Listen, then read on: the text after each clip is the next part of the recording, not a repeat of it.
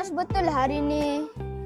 Firdaus, awak tahu tak siapa 4 guru yang ada dekat perhimpunan tadi? Tahu cikgu praktikum? Cikgu praktikum? Cikgu yang praktikal.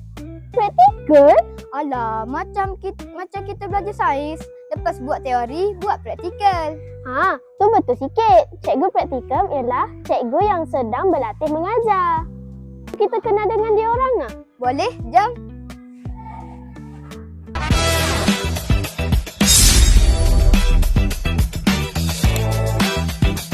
Assalamualaikum warahmatullahi wabarakatuh. Nama saya Muhammad Akmal Zakiri bin Samsudin dan murid-murid panggil Cikgu Akmal.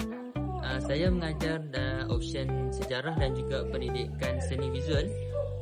Saya berasal daripada Jitra Kedah dan menuntut di IPG Kampus Sultan Mizan. Jadi murid-murid di sini saya mengajar dalam tahun 4, 5 dan juga 6. Dan semoga ilmu yang di sini saya dapat bawa ke IPG semula dan dapat mempraktikkan menjadi cikgu pada suatu hari nanti, insya-Allah.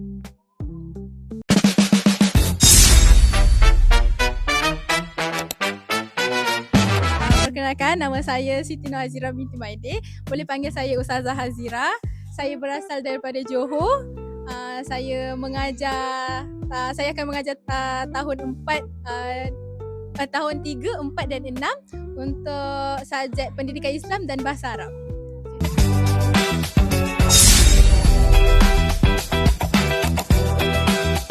Assalamualaikum warahmatullahi wabarakatuh. Nama saya ialah Muhammad Ikhwan Asif bin Abdullah. Saya berasal dari negeri Perak dan juga adakan sesi praktikal di sekolah SK Tanah Merah.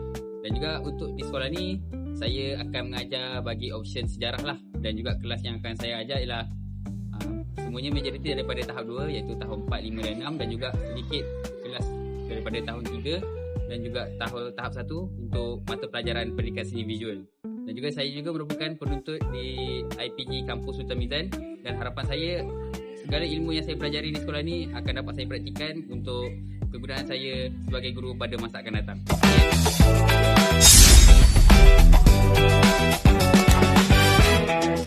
Assalamualaikum warahmatullahi wabarakatuh. Jadi nama diberi Mazlin Faizah binti Mazlan.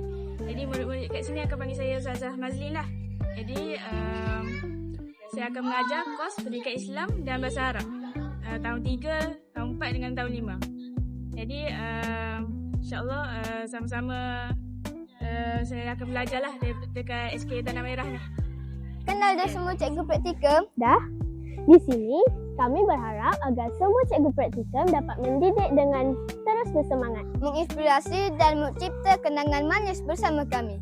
Semoga kita berjumpa di lain episod. Saya Aulian. Saya Firdaus Melaporkan untuk Semerah Media World.